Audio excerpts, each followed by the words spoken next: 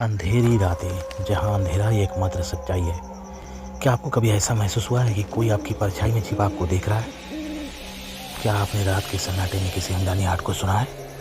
तो स्वागत है आपका अंधेरी रातें में। हर कहानी डर के नए आयाम खोलती है, जहाँ प्रेतात्माएं, शापित स्थान और अनसुलझे रहस्य आपका इंतजार कर रहे हैं। तो अगर आप अंधेरे से डरते हैं तो सावधान रहें, क्योंकि यहाँ हर रात एक नई दहशत लेके आती है। तो अगर आप भी इस डरावनी दुनिया का हिस्सा बनना चाहते हैं तो हमारे चैनल को सब्सक्राइब करें और बेल आइकन दबाएं, ताकि कोई भी भूतिया कहानी आपसे छूट ना जाए। अब आप तैयार हैं? चलिए डर की इस दुनिया में कदम रखते हैं और कहानी को शुरू करते हैं। अभिजीत ने कभी सोचा भी नहीं था कि एक सफर उसकी जिंदगी का सबसे भयानक अध्याय बन जाएगा। दिल्ली के शोर शराबे से तंग आकर उसने पहली बार सिक्किम की यात्रा का मन बनाया, अकेले, बस अपने कैमरे और सपनों के साथ। वो जनवरी की ठंडी सुबह थी जब वह गंगटोक पहुंचा। पहाड़ों पर बर्फ की पतली चादर, हवा में देवदार की खुशबू और हर ओर एक रहस्यमयी सन्नाटा था।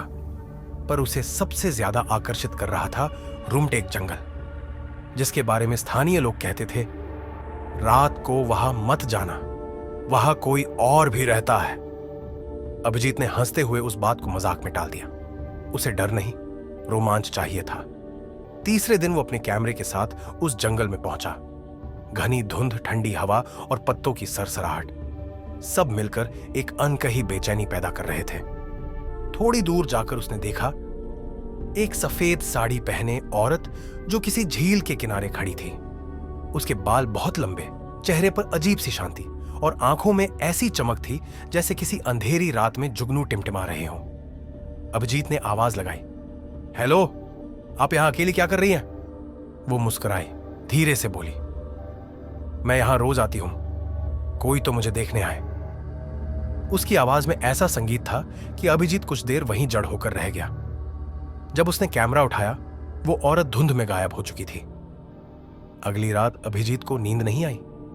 हर बार जब उसने आंखें बंद की, वही औरत दिखाई देती, सफेद साड़ी, झील और वो रहस्यमयी मुस्कान। वो बेचैन होकर फिर उसी जंगल की ओर चला गया। इस बार धुंध और भी घनी थी। पेड़ों के बीच से जैसे कोई उसका नाम पुकार रहा था, अभिजीत। वो पीछे मुड़ा, वही औरत उसके सामने खड़ी थी। तुम आ ही गए, उसने कहा। उसके होंठ ठंडे थे, पर स्पर्श में अजीब सी गर्माहट थी। अभिजीत ने पूछा, तुम कौन हो? वो बोली, कभी यहां एक गांव था, मैं भी उसी गांव की थी। किसी ने मुझे धोखा दिया और मैंने मौत को गले लगा लिया।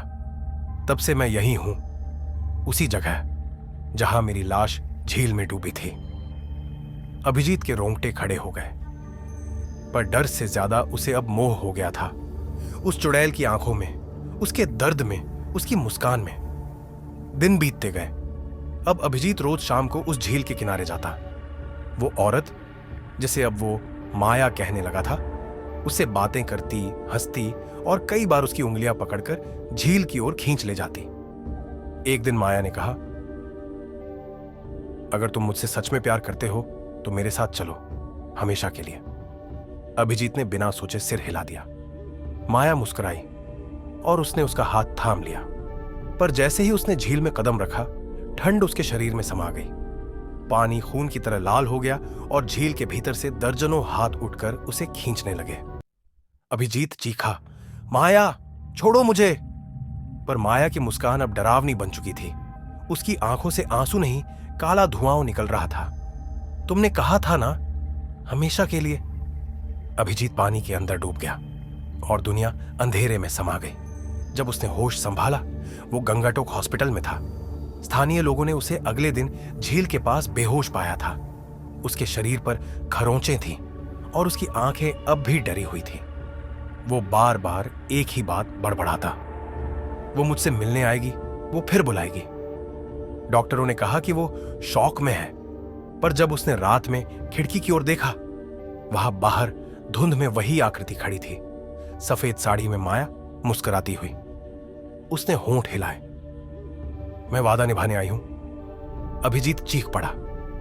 अगले दिन उसने सिक्किम छोड़ दिया, पर जब भी धुंध छाती है, उसे लगता है कोई उसकी गर्दन के पास फुसफुसा रहा है, तुम मुझसे बच नहीं सकते।